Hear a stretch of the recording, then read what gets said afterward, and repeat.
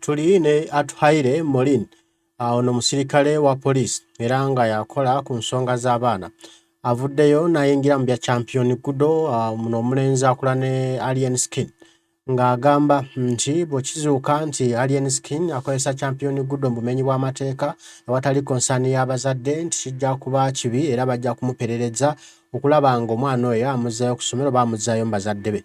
Naye abazadde bagamba nti omwana byakola babyagala era be bamuwa Alien Skin tekirina buzibu wabula bajja kusaba abazadde balungamye babere nga balungamye omwana waabwe champion Gudo okuba mbu ate teyeetaba mu mize mibi. Bannamawulire nno bagudde olutalo ku Alien Skin okulaba nga bamusattulula ne champion Gudo. Abalinga bagamba nti champion Gudo ye yakolera Alien Skin erinnya oba nti champion Gudo yayiza Alien Skin erinnya. Kati baguddewo olutalo baagala Alien Skin bamwawule ku champion Gudo n'ebirabika bikyabalemeredde kuba buli gye bagenda basanga ate Alien Skin yagumayo dda nga buli kimu yakikola mu mateeka nga teyamenya amateeka okufuna champion Gudo kati ne babulako batandikira. Kale awo omusirikale alungamizza n'agamba kisoboka Alien Skin omuggyako champion Gudo oba okumuddiza abazadde oba okutegeeragana okulaba ki ekiba kikolebwa oba batasoma atwalibwe ku ssomero ne bw'aba asoma nakyo kirina okutunulwamu nti ayinza okuba nga agenda ku ssomero naye nga tasoma nga just abeera okutuusa mukolo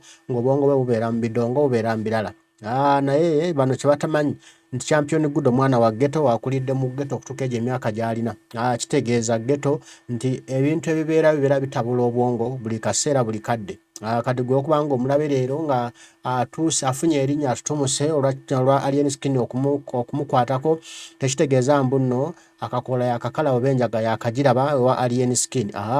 Ne mu ghetto gy'abadde bulijjo akakola adde bakalya nga n'enjaga baginywa n'amafuta baganyuusa baganuusa nga buli kikolero bakikola.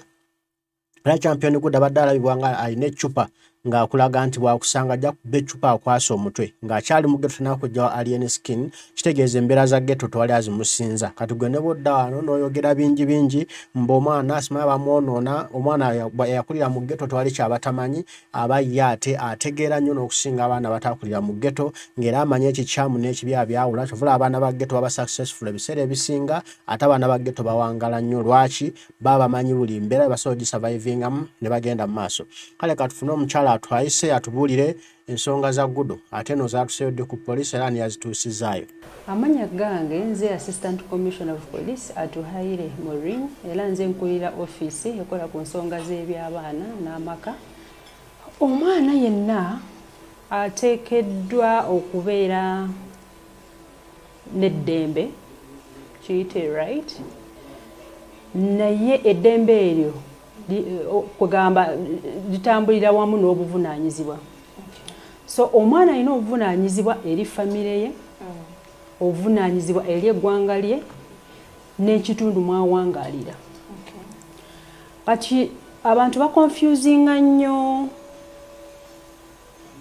work towards the family nti oba obuvunaanyizibwa bw'alina eri family ate ne child labor oba omwana okukola emirimu emingi egisobola otaataaganya obulamu bwe kwegamba nga work gye bamuwa oba obuvunaanyizibwa bwe bamuwa bumusinga.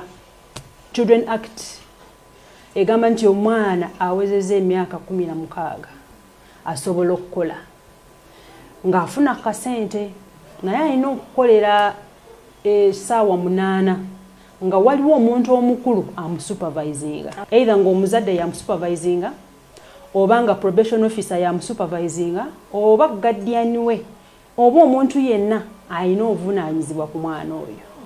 Kati Employment Act yegamba nti omwana awezezza emyaka 14 y'oyo ateekeddwa okukola nga bamuwaayo ku kasente naye emirimu gye bawa omwana ono teteekeddwa kutaataaganya kusoma kwe teteekeddwa kumuggyako ddembe ery'okutambula oba okuzannya n'abaana abalala beyenkanya nabo emyaka. Kyenva nkugamba nti ateekeddwa okubaako ne supervision from the parents oba omuntu yenna amuyinako obuvunaanyizibwa. Kati kimenya amateeka olw'okuba nti omwana oyo muto naye wali we nkugambidde nti omwana alina obuvunaanyizibwa eri abazadde be. Katugeze bw'abeera ewaka asobola okwera oluggya n'ayoza essowaani n'asiimuula ennyumba n'ayoza engoye just obugoye obutonotono obubwe but emirimu egyo tegiteekeddwa kuba kusuka obungi nti egenda mukosa obulamu bwe physically nti oba agenda kufuna mu challenges when it comes to going to school. Kati kino ekyokutwala omwana okukola ekiro mu butuufu eteeka tekikiriza. So alien skin omwana oyo bw'aba mutambuza ekiro nakola essaawa zonna zonna ng'omwana tasoma nga tafuna budde bwakwebaka kuwummulako nga kwegamba nga tasobola ku socializinga n'abaana banne ye kuba omwana tasobola kwesalirawo ekyo kyakola kikyamu. Kati according to what you've said omwana oyo alien skin yamuzaala ayina abazadde. So omuzadde kimukakatako okujja n'agamba nti nze buno obulamu oba omwana obufaanana bwe buti bwenjagala.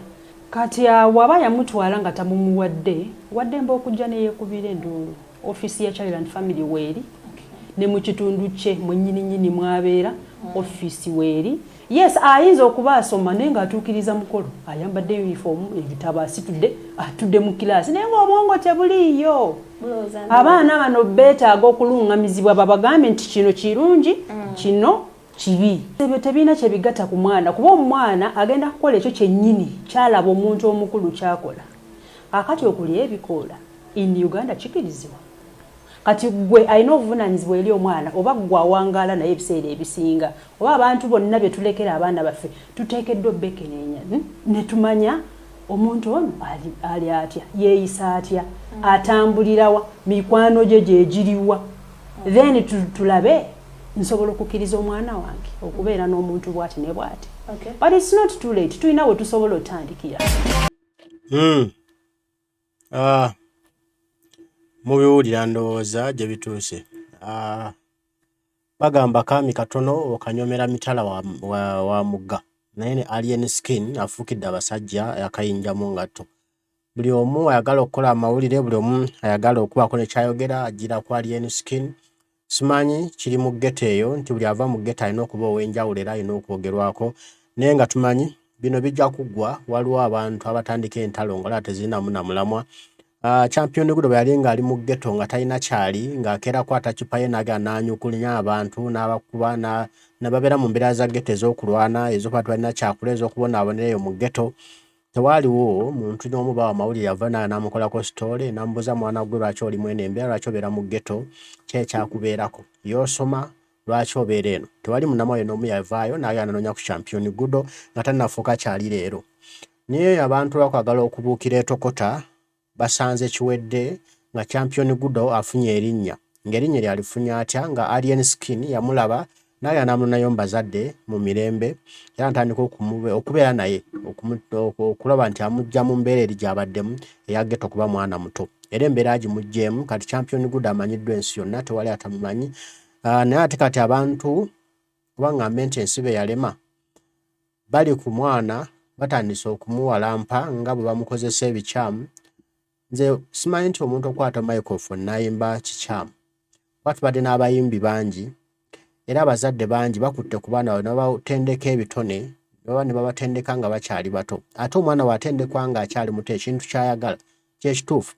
Y'ensonga lwaki abazungu abo batusinga n'ensi zaabwe zikulaakulana wadde batubba eno mu Africa n'ensi zaabwe zikulaakulana kubanga abaana bwe babatendeka bakyali bato. Omwana ekintu n'akikuliramu agenda okweza emyaka 16 ng'omwana mugagga muvundu. Agenda okweza myaka 2 ng'omwana yebyomere ng'ensimbi zimuyitaba buyitabi. Naye ffe wano otaba ebitone by'abaana twagala biko toggera mbu simanyi atagende ku ssomero simanyi asoma oluzungu. Ekitutwala ku ssomero kuba okupolishinga kutegeera nti ate waliyo olulimi luno nalwo lwetaagisa okwogera lujja tutuyambako mu ya bizinesi okugerezeganya n'abalala n'aluyiga nti kijja kuyambako okubala nti muneebo obala bwoti kino ne kino okigatta bwoti ne bwoti n'ayiga. Kijja kutuyambako okwassociatinga ne bannaffe kyekitwala ku ssomero. Naye tewali mukisa gwe bagamba nti noguva ku ssomero. Batulabe bangi abasomye nga bwe bakulemberanga mu bibiina from nursery to university naye nga talina kyali akuba biraka. naye ng'ate abo abaasemba nga tebalina kibalina nga batuloka ku masomero nga bwe bagagga bannegi abalina ensimbi. So okugaggawala mu nsi kuno oba okuba obulungi kiva waka mu bazadde kye batendesa omwana waabwe, so si bitabo bye tusoma. Ebitabo just bijja ne byongerezebwako bongereza naye nga si kyekyamaanyi ennyo. Okugaggawala oba okuba obulungi kiva ku bwongo obwo, so si bitabo byongi bwabyo bwe wesomye. Nze bwe ntyo bwe mmanyi bye nnaakalaba mu bulamu bw'ensi bwe ndimu. So mbadde bulijjo mpulira nga Alien Skin ategeeza ensi nti nno Champion Gudo asoma. Era nga tuli okulaba obutambi ng'ali mu uniform ali ku ssomero. Asimanyi bo bantu gye bajja narrative nti Champion Gudo tasoma, balyoke baforcinge okumutwala Kampala Parents bali abamulina gye baagaanye. Kuba ekya Kampala Parents kiriwo nti nno bo baagala linnya, baagala kubuukira mu mawulire bafune erinnya. Waliwo alina erinnya nga babuukira ku oyo nga baboogerako for a period of time ng'abaana abazadde bala baleeta eno waliyo selebu naffe twaleyo omwana waffe nga batwale bo ab'essomero nga bafunamu. Naye omwana ono nannyini linnya akoze erinnya lye ne mumusanga ng'alina erinnya lye n'abaleetera business mu ssomero lyammwe mumuwadde nti education alina okubaawo monetary value. Nina erinnya lyange yes, mundeese mu ssomero lyammwe musasulire erinnya lyange ate nsome. Kuba ebintu bino kati tuli mu bya business, tubize mu business. Tuli wano tuwulira Arsenal, tuwagira Arsenal, tuwagira Man U, tuwagira Chelsea, tuwagira Liverpool, tuwagira Barcelona ne ttiimu endala. Omusambi yenna ttiimu bwe mwegomba ng'era baagyongerako bamugula ensimbi ne baziwa nannyini ye abadde amukozesa ne bamuwa ensimbi ezigyamu zaamusabyemu. Ate bwe bamutwala omukozi oyo oba omusambi w'omupiira oyo n'asasulwa buli mwezi oba buli wiiki oba buli lunaku n'asasulwa ensimbi ezizze ez'omusaala,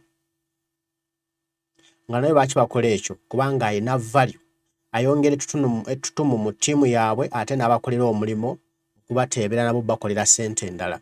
Kati Champion Gudo kyali ekyo. Bamutwala Kampala Parents okumuweerera school fees bamuweerera gwe gw'omusaala gwe bali mu kumusasula ng'ali ku ssomero lyabwe olw'okuba nti abakoledde erinnya abatundidde essomero lyabwe era ne bafuna abaana abalala okujja okwegatta ku ssomero lwa Champion Gudo. Kati waliwo ate oli abadde amulabirira, abadde amubeererawo, amufudde ekyo kyali, waliwo ensimbi z'amutaddemu okumufuula ekyo kyali mu okumumanya. Okumanyisa omuntu si bintu bya lwali. Tokeera ku makya omuntu ne bamumanya.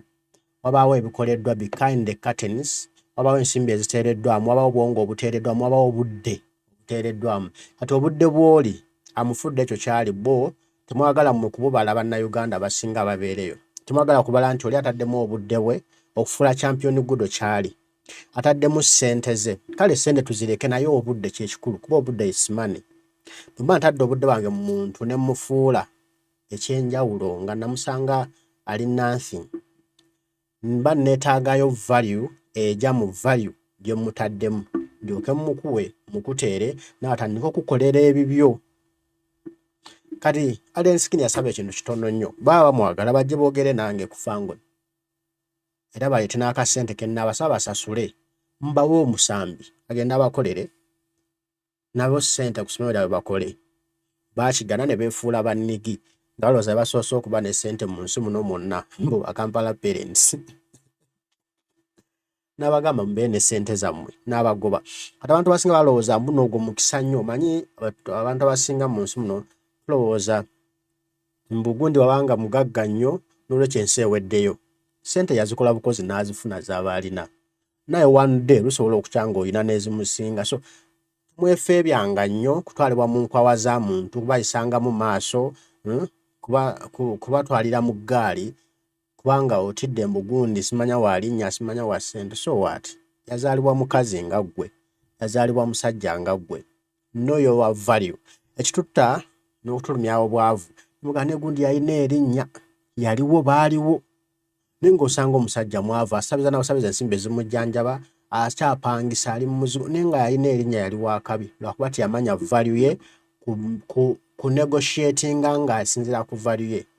nga buli ekijja nga tafaayo value ekyeri ng'agamba muli mikwano gyange simanya munyambako okuntunda simanya munyambye nga bali bo bakufunamu nga gw'osigala oli yala ate amala nga bakusekerera nti oba sente yaziteeka nga tebakuwanga sente zirimu mugaso kati aliensi kyaza okuteeka mu mayimbi b'e Uganda kyaza okuteeka mu industry y'e Uganda nti no our value abantu bani tukolangamu bukozi nsimbi bo bagaggawale ffe nga tusigala tuli baava ate batusekerere bagaba bakubwa ebidagaladagala naye ng'omuntu obwavu bwe bumukozesa ebyo olw'okuba abo tebamuwa sente zijja mu kikyali kati ffenna bwe tutamanye nti no tulina okumanya value yaffe yekintu ekijja okutugaggawaza n'okutufuula ab'omuwendo mu nsi muno tewali kijja tutambula tujja kusanga tuli baavu tukuba mimiro kale maama abo baamala tewali yamala ffenna twamala tusobola okuba netufuna sina sita tumanya value yaffe bali kye batusingako bamanya value yaabwe n'asaba ssente oba neyeelamula ng'asinziira ku value y'ekyayagala kyawulira kye yekkiririzaamu ate bwe tulamula nga twekkiririzaamu kye tulimu nti nze ndi kino n'olamula ng'oli ekyo ky'okkiririzaamu era okifuna kuba oli aba akwetaaga ate aba agenda kukufunamu lwaki omuleka akufunemu ku bwereere gw'osigale ng'oyagga tutandike okukusekerera nti kale oyo abadde wakabi neera batalina kyalina byempulira bye bagamba abayimbi musimanya gundi yagwa simanya gundi yagwa naye nga mmwe mwabasuula mwabawanga obusente obutalina value nga tebulina kye bumuyamba ajja buvugamu mafuta alyeko ekyemisana buggweewo nga tebulina kye bugenda mugattako naye omuntu muwe sente zirimu value olabe bw'anaakaaba ne mumwagala mwegaggaze mubeere bagagga bannammwe nga baavu no tulina okumanya value yaffe siga nti buli akuwadde so lundugo ogende ebabasomesa kuva nawaka nti tolyanga mu kyalo kuba kulya mu kyalo gundi akusinyizaako nti jangu tulyenga ogenda olya mujja kulya abantu mmwe first know your value nti wano nteekeddwa okulyawo lwaki ndyawo bit with the reason so tomala gagenda bugenzi kubanga nti ofunye basale simanya for what omuntu obanga asoma yonna omuntu gy'osomedde osobola okuba successful tewali masomero ge bawandiikako kipande nti bw'osomera wano ofuuka president bw'osomera wano ofuuka minisita bw'osomera wano ofuuka naggagga asinga mu Uganda oba bw'osomera wano ofuuka munnabyabufuzi omunene oba bw'osomera wano ofuuka munnabizinensi owakabi tewali gye kiri yonna gy'osomedde no matter where osobola okuvayo n'ofuuka ensonga sitobanga ewaka bakuyigiriza okukola bino byonna obugagga bubeerawo mu nsi ebintu bye tubeeramu mu nsi survival ze tubeeramu kiva waka mbazadde nga bakuyigiriza ensi bw'etambula be bantu okuba successful mulimu abagagga mugamba nti gundi mugagga naye nga ssente sizize just zaawo omusolo ze bamuwa bezo omusolo ze akozesa n'akola byayagala naye nga talina bwongo bukola ssente naye nga lwakuba ajja ezo omusolo n'akozesa ne zifa najjo n'akozesa mulooza nti mugagga naye nga talina nga bamugirako ssente z'omusolo ye mwavu olunkupa kuba ebikalo empale ebiraka so we should know our value tulina okumanya omuwendo gwaffe gwe guliwa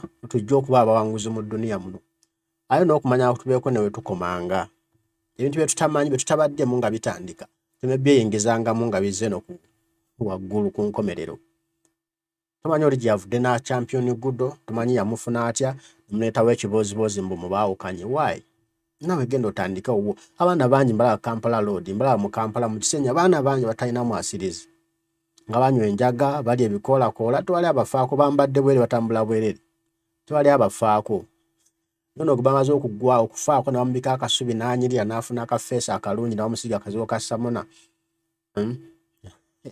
buli omu gw'ayagala okulandirako mbu ayamba kale byebyo mbaagala nnyo nfunye obubi nsonyiwa naye tusooke twerowooleze President Kyagulanye kyatugamba nti weerowooleze nga mu buli kimu tokkiriza abantu kukulowooleza aba bajja kukutomeza kale mbaagala nnyo mwenna abaliko mwebale kubaako Mukama Katonda nsaba bankuumire tujja kuba tuddamu tuwayo ebigambo mweraba